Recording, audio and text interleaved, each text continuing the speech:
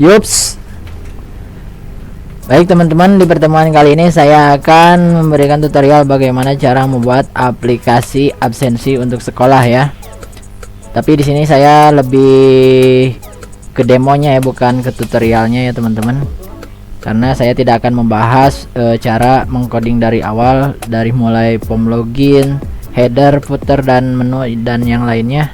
Di sini saya sudah menyiapkan codingannya. Nanti silahkan teman-teman kembangkan. Codingannya akan saya share.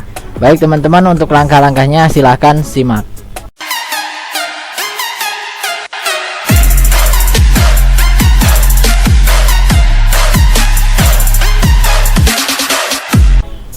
Oke, langsung saja.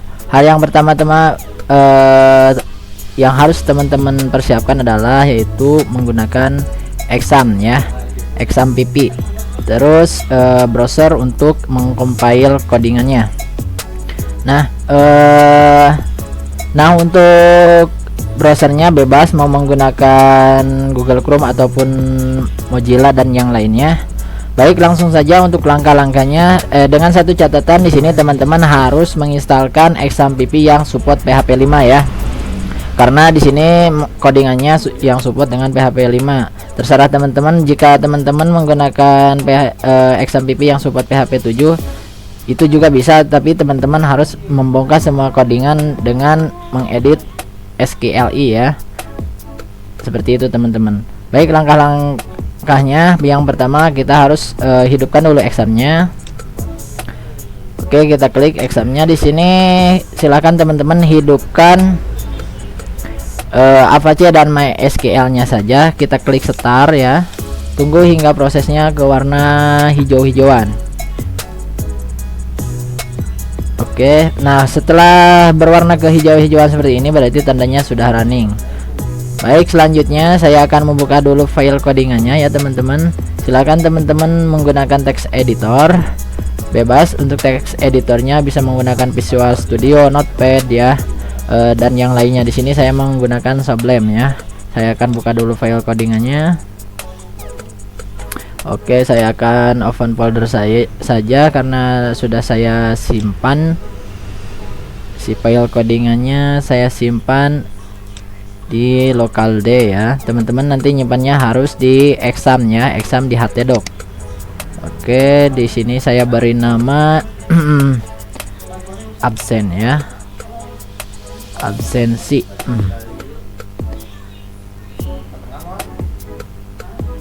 Oke, kita masuk ke htdoc, lalu kita masuk ke absensi. Nah ini kita buka saja. Nah ini untuk struktur codingannya ya teman-teman. Sebelum melangkah lebih jauh, saya akan ulas pintas di sini untuk struktur codingannya ya teman-teman. Nanti teman-teman bisa kembangkan dan bisa pelajari. Nah di sini kita menggunakan PHP ya teman-teman. Nah ini untuk strukturnya, ini untuk CSS, terus ini database-nya ya. Database-nya sudah saya simpan di satu folder ya. Nanti teman-teman bisa lihat saja di sini. Nah untuk database-nya seperti ini teman-teman. Nah ini untuk database-nya. Oke. Terus lagi masuk ke bawah, kita di sini ada font ya. Ini untuk font, ini untuk CSS-nya. CSS yaitu gunanya untuk mendesain tampilan front end supaya lebih menarik gitu teman-teman. Di sini langsung ke bawah juga, di sini ada folder font ya. Ini untuk fontnya. Terus ini ada folder guru, nanti akan ditampilkan di menu guru ya. Jadi di menu guru ada absensi, terus ada menu home, terus di sini ada ini untuk file koneksinya ya. Nah ini untuk di nanti di menu guru ya teman-teman. Terus ini untuk image ya, ini untuk JS-nya. Nah ini teman-teman untuk JS kita di sini juga menggunakan bootstrap ya untuk stylingnya ya. Itu kita juga. Terus ke bawah di sini ini untuk tata usaha ya. Nanti akan ditampilkan di menu tata usaha. Dan struktur ke bawahnya lagi di sini masih ada banyak file-file codingannya ya teman-teman. Nah ini nanti teman-teman silahkan bisa pelajari baris per baris ya. Nah ini untuk guru ya. Ini untuk struktur guru. Nah, oke, di sini untuk pengeditan, jadi guru bisa mengedit ya nanti. Nah, ini untuk file codingannya ya teman-teman. Terus juga di sini untuk menghapus, jadi guru bisa menghapus ya nantinya. Nah, ini untuk strukturnya teman-teman. Terus masih banyak lagi nih, ada guru, ada kelas ya di sini. Ada kelas, ini kena kelas ada beberapa ya, bisa mengedit juga, bisa menghapus. Terus di sini ada untuk file login ya teman-teman. Nah, ini untuk file loginnya di sini. Nah, ini untuk tabel siswa ya. Jadi siswa juga sama ya, kita menggunakan logic CRUD, kita bisa menghapus. Jadi di sini untuk pengeditan. Nah, ini untuk file codingannya. Jadi nanti kita akan bisa mengedit di dalam menu siswa ya. Nah, ini untuk file codingannya teman-teman. Terus ini untuk menghapus. Nah, ini untuk penghapusannya. Nah, untuk struktur penjelasannya mungkin di pertemuan kali ini saya tidak akan bahas, ini lebih ke demonya. Jadi nanti di pertemuan selanjutnya mungkin saya akan bahas tentang ya cara belajar misalkan bahasa pemrograman Java, atau misalkan bahasa pemrograman JavaScript ataupun PHP, Python dan yang lainnya ya. Karena akan sangat panjang sekali ya teman-teman untuk pembahasannya. Ini untuk strukturnya ya teman-teman. Terus lagi di bawah di sini udah ada file siswa ya. Jadi nanti siswa bisa melihat ya. Oke, itu untuk struktur codingannya teman-teman. Jadi langkah selanjutnya setelah kita menghidupkan exam tadi ya, langkah selanjutnya kita akan membuat database-nya. Caranya gimana? Caranya pertama-tama silahkan teman-teman buka browser terlebih dahulu. Di sini saya menggunakan Firefox ya.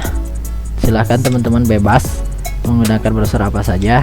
Terus di sini kita ketikkan saja phpMyAdmin ya. Localhost lalu phpMyAdmin. Oke, kita klik enter saja.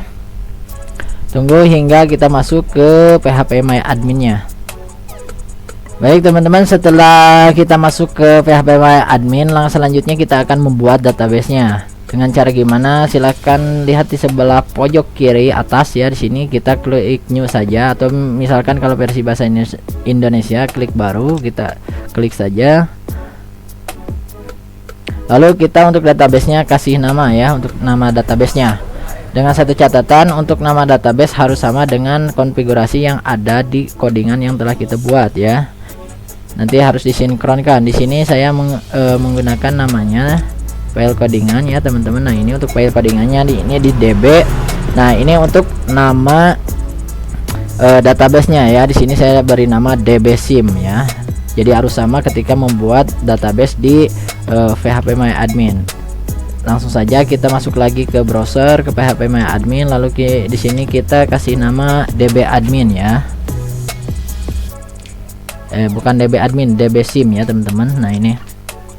Lalu selanjutnya kita create saja untuk membuat. Nah, setelah membuat, karena di sini masih kosong ya untuk tabel-tabelnya, langkah selanjutnya kita akan impor database yang telah kita buat, yang saya juga sudah sediakan. Kita impor saja. Langkah selanjutnya klik browse ya di sini untuk menelusuri file. Nah, ini untuk nama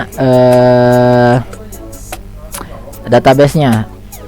Kita klik ke local D karena saya nyimpannya di local D ya. Masuk lagi ke exam.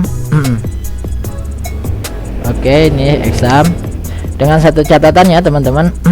Karena di sini saya menggunakan examnya 2 ya. Jadi exam PP yang support PHP 7 dan exam PP yang support PHP 5. Nah, untuk yang support PHP 7 saya menginstalnya untuk lokalnya, lokasinya itu di lokal C. Sedangkan saya menginstal exam PP yang support PHP 5, saya menginstalnya di lokal D. Nah, itu teman-teman.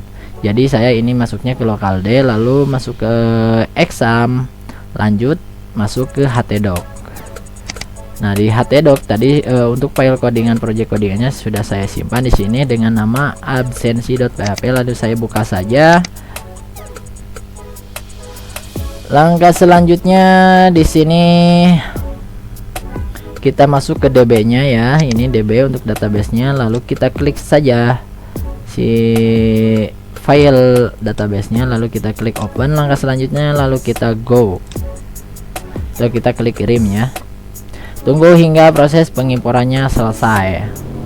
Mungkin di sini agak membutuhkan beberapa waktu ya teman-teman, karena untuk databasenya agak lumayan banyak, jadi proses pengimporan agak sedikit membutuhkan waktu ya. Kita tunggu saja sampai proses pengimporan databasenya selesai. Baik teman-teman, untuk proses pengimporan databasenya sudah selesai. Nah, akan sedikit saya review untuk tabel-tabel databasenya ya ini. Jadi di sini ada tabel absensi, ada tabel guru juga, terus ada tabel jadwal, ada tabel kelas, di sini ada mapel ya, terus ada tabel mengajar, terus pengguna dan siswa. Karena di sini ini aplikasinya itu untuk pembuatan absensi ya, untuk di sekolah. Oke, saya akan coba buka di sini untuk tabel absensi ya teman-teman. Nah, ini untuk tabel absensi ya. Di sini saya sudah, karena di sini saya tidak membahas pembuatan database dari awal ya, sini sudah yang sudah dibuat dan tinggal diimpor. Nanti mungkin kedepannya saya akan bahas juga tentang cara pembuatan database, baik mungkin nanti menggunakan Laravel dan yang lainnya teman-teman. Nah, ini untuk struktur tabel yang ada di dalam tabel absensi ya. Silakan nanti teman-teman pahami saja. Langsung kita ke tabel ini. Oh ya, ini masih absensi juga. Terus kita ke tabel guru. Oke, tunggu hingga prosesnya terbuka. Nah, ini untuk tabel guru ya. Di sini ada ID guru, terus NIP nama guru, terus di sini kode guru. Ini ada jenis kelaminnya, ini ada tanggal lahir, terus alamat dan agama. Terus di sini ada jadwal, tabel jadwal ya. Ini untuk jadwal mengajar ya. Jadwal siswa, di sini ID guru, terus NIP nama guru, terus kodenya di sini ya. Misalkan ini ada jam mulainya, terus jam berakhirnya kapan, terus untuk kelasnya ya, kelas berapa gitu. Di sini juga ada tabel mengajar ya teman-teman, terus tabel pengguna dan tabel siswa. Nah, ini untuk tabel pengguna, jadi gunanya ini nanti untuk kita login ya, login ke sistemnya. Nah, jadi nanti dibuatnya di tabel ini ya, di tabel pengguna ya. Oke, langkah selanjutnya setelah kita membuat databasenya, tadi pertama-tama kita menghidupkan exam dan kita sudah membuat file databasenya. Langkah selanjutnya kita akan mencoba file codingan yang telah kita buat. Dengan cara gimana? Dengan cara kita klik new tab saja di sini. Langsung di sini kita ketikkan saja localhost ya, terus slash nama folder project kita yang telah kita buat. Di sini saya mengasih nama dengan, nah ini teman-teman yang ada di file codingan tadi. Nah, ini dengan nama absensi ya, absensi PHP.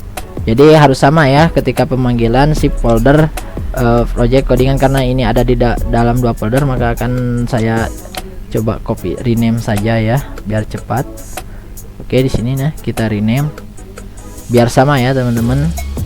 Masuk lagi kita ke browser, lalu di sini kita ketikkan localhost ya, localhost. Oke, slash laju nama folder project yang tadi yaitu absensi PHP ya. Saya slash lagi karena saya ada di dalam dua folder ya. Kita slash, lalu kita klik enter. Oke teman-teman, nah inilah untuk tampilan front end dari aplikasi terpadu ya. Jadi aplikasi sistem absensi di sekolah teman-teman. Nah, di sini untuk tampilannya seperti ini ya. Nah, ini untuk layanan sistemnya. Nah, gitu teman-teman.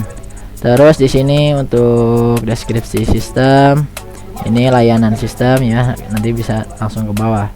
Nah, ini terus ini jadwal pelajaran, jadi bisa kita tambahkan di sini nantinya. Nah, ini untuk rekap absensi. Terus kita untuk masuk ke dashboard adminnya ya. Oke, di sini kita akan coba login. Kita klik login, lalu kita inputkan untuk memudahkan teman-teman semua. Di sini saya menggunakan passwordnya admin dan admin ya teman-teman. Lalu kita, nah di sini untuk passwordnya admin, terus username-nya admin dan passwordnya juga admin ya. Untuk mempercepat kita klikkan saja yang di atas, lalu kita tab, lalu kita kopikan di sini ya, lalu kita klik login. Oke teman-teman, kita sudah masuk ke dashboard adminnya. Untuk dashboard adminnya seperti ini ya. Di sini di headernya di paling atas ada SB admin, terus di paling ini ada hari ya, ini hari, tanggal ya, ini pukul. Nah ini pukul juga karena kita menginputkannya dengan API, maka di sini ada jam bisa selalu update ya. Walaupun ini belum di hosting, tapi jamnya tetap sama ya, berjalan sesuai dengan kondisi jam yang ada sekarang ya teman-teman. Nah ini untuk adminnya. Jadi di sini ada profile, terus inbox, setting, dan logout. Langsung masuk ke sebelah kanan di sini ya teman-teman. Ini ada untuk dashboardnya. Terus di sini untuk account ya. Nah ini untuk halaman akun ya, untuk halaman akun di sini. Nah ini untuk halaman akunnya. Ini untuk akun, di sini kita bisa menginputkan data pengguna. Nah untuk tabel-tabelnya ya teman-teman. Terus di sini ada fitur pilih status ya, apakah sebagai admin, apakah sebagai tata usaha nantinya. Terus username-nya di sini kita bisa inputkan untuk si user nanti bisa login ke sistem yang kita buat ini. Seperti itu. Kalau misalkan ada satu admin yang mau kita inputkan dengan nama bla bla bla, atau misalkan nama Bayu Tutor, dan teman-teman tinggal set saja untuk passwordnya, lalu kita klik inputkan. Setelah diinputkan nanti si user akan bisa login. Oke, langkah selanjutnya di sini ada menu siswa ya. Di menu siswa di sini kita bisa menginputkan data siswa. Terus di sini ada lihat data siswa. Oke, kita akan coba klik. Nah ini untuk penginputan data siswa ya teman-teman.